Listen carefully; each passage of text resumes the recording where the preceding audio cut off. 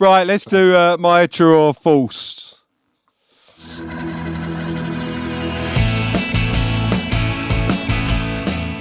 So, Chris disappeared within the titles coming up. And I was picking this up. Nice. What's that? What's that? Got it off Love Honey. Gotta say, give it back to Gemma. Right, here's my true or false.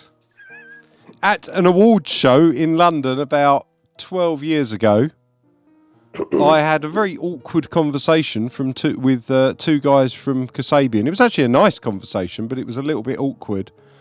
And I'm not sure why we had the conversation. I'm not sure if they knew why we had the conversation, but it was weird and pleasant nonetheless.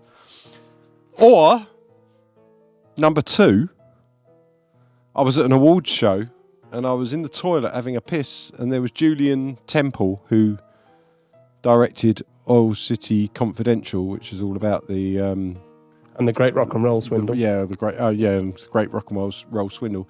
Anyway, we got into a conversation while both having a piss, standing next to each other.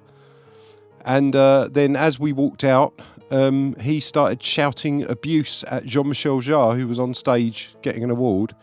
And then when everyone turned around to see who was shouting the abuse, the way the light was coming down was more on me than him, and everyone looked at me as if I'd been shouting it. So one of those two stories is true, and one of them is false. You decide. In what way was the conversation awkward with the chaps from Kasabian?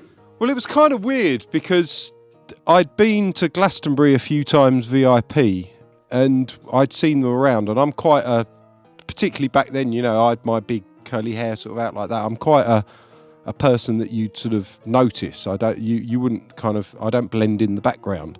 So I'd been in a lot of places where they'd been. I'd also been to an MTV Music Awards and I'd seen them, and we kind of been around in bars, and this was like the 6th or 7th time that we'd been like that. So they came up and started chatting with me because I think they assumed that I was famous and I was someone in the industry that they should know.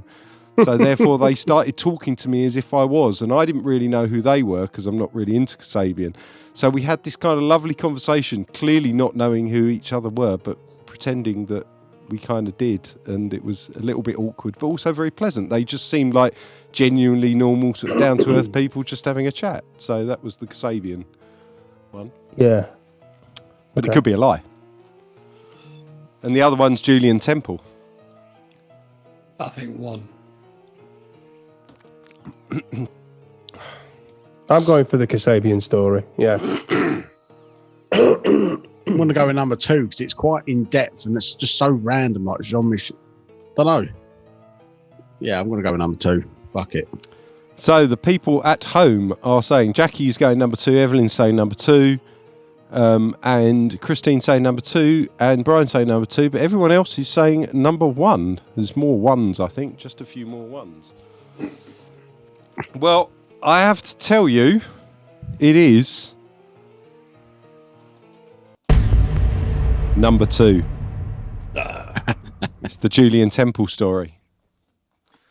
And I'll tell you why, because the Kasabian one almost happened. I did see them about 7 times in the space of 2 years at things, and we walked past each other, and they kind of do a double take. They go, all right, mate. Well, not like that, because they don't talk like that from up north, but they kind of do that. All right, mate. And I go, all right, like that. And we kind of almost got to the point where they'd look over to come and over a conversation just because we happened to be in the same place at the same time. But we never actually had the awkward conversation, but there was definitely an awkwardness.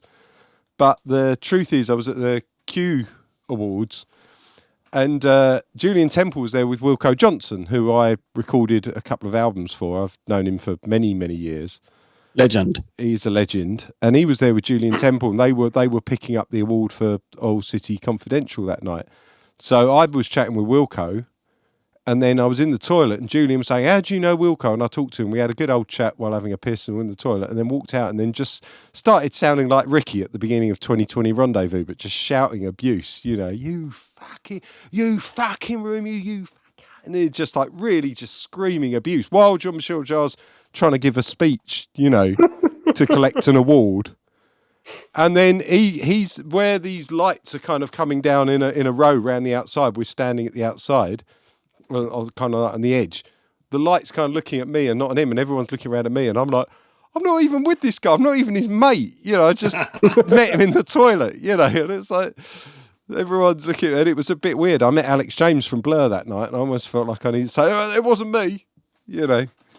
That was, so yeah. Brilliant. That was the truth of that one.